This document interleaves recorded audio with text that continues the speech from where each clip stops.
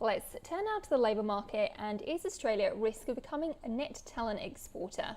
With borders closed during COVID, there has been a shortage of skilled migrants, and now a new survey from Robert Walters has revealed that employers are concerned about the long-term impacts of the trend. To take us through it is Managing Director James Nicholson. James, great to have you on the program this afternoon.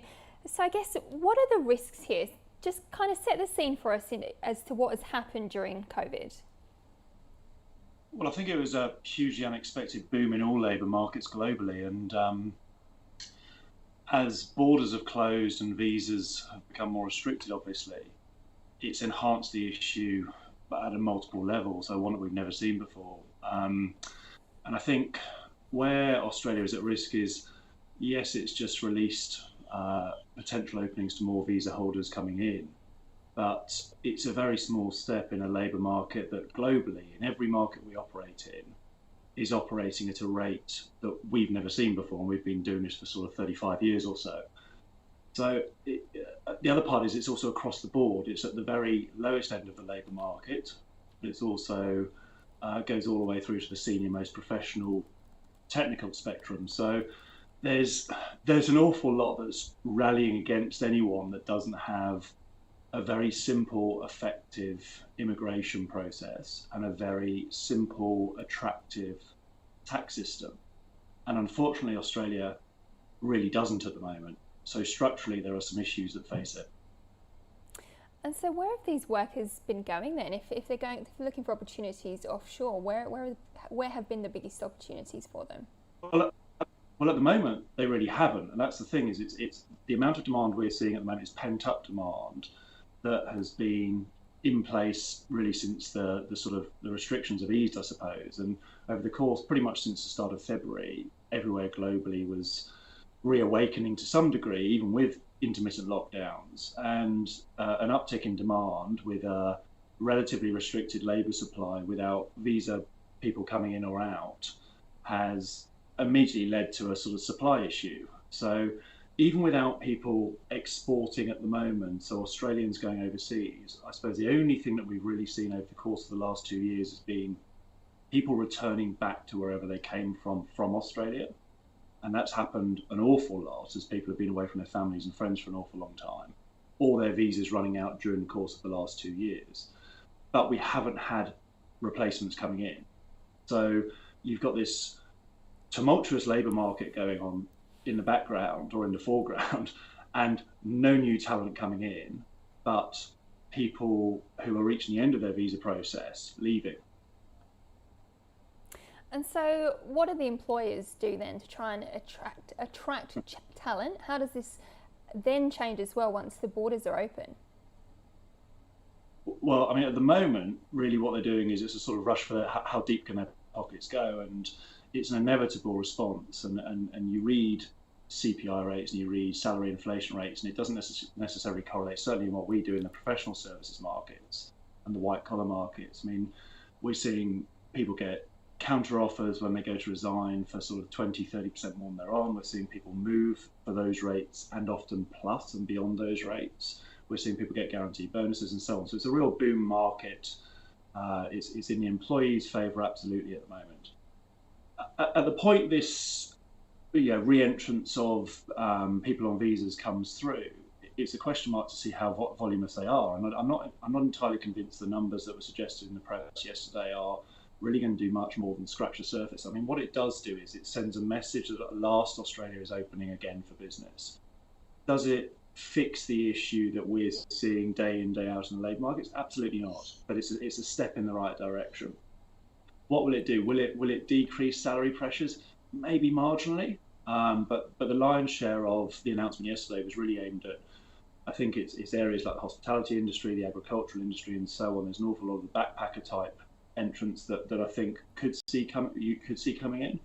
But is it enough to suggest that we're going to see a huge influx of people from traditional places like the UK, from North America, from parts of Asia? I'm not convinced. So the headlines, the Great Resignation, is it all just fake news?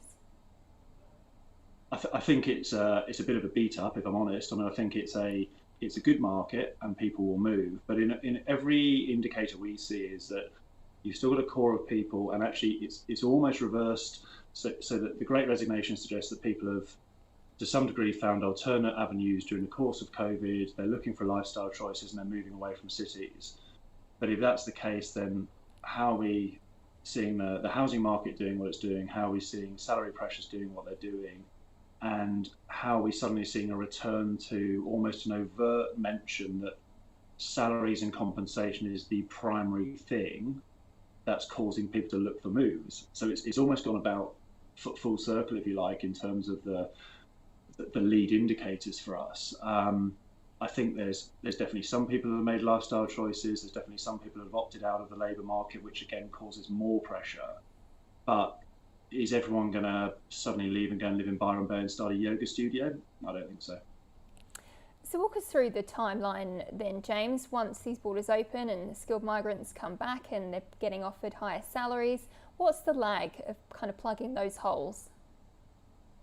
I think what we're envisaging is that next year will be, in some ways, we're not too dissimilar from the real estate market. I think next year will be a slower version of this year. I can't see that the salary inflation and the demand levels will carry on unabated, because the cost implications on that for most businesses are huge. So I think there will naturally be a return to a sort of normal path, if you like. I'm not anticipating there's going to be, and I hope I'm right here, I'm not anticipating there's going to be a significant sort of counter cycle, if you like, which goes as dramatically the other way. I think what we typically see is, as the cost pressures go up on organisations through hiring costs, they tend to start getting a bit more introspective the way they view significant hires, and they'll take their time. The hiring process lengthens, there's more approvals needed, and that starts causing a slowdown in people's appetite for moving, because not everything's moving like it's on fire again. So I'd anticipate that there'll be a natural slowdown, which I think is pretty much what the real estate market's predicting at the moment. I could well be wrong, but that's what we've seen before off the back end of these sort of sudden spikes that go on. But in terms of structurally altering what's going on, in terms of dealing with the underlying issues of a lack of supply in specialised areas, we have to take a broader and better approach to looking at immigration, and I think correspondingly tax, because it's all very well saying you've got a great visa process or a great immigration process or residency process. If you can't entice people here because of the cost of living and the cost of, what your take-home income is as a result, and it's not competitive with Asia on your doorstep or North America, there's a limit to how many of those visa spaces will get taken up. James, what are going to be the hot sectors for employment when it comes to 2022? If I go off this year, it's anything and everything. And I know that doesn't necessarily give a clear answer. I could sit here and pick the obvious things which everyone reports on, like cyber security, and yes, they are, risk and compliance, private banking, legal firms paying through the roof for people at the moment.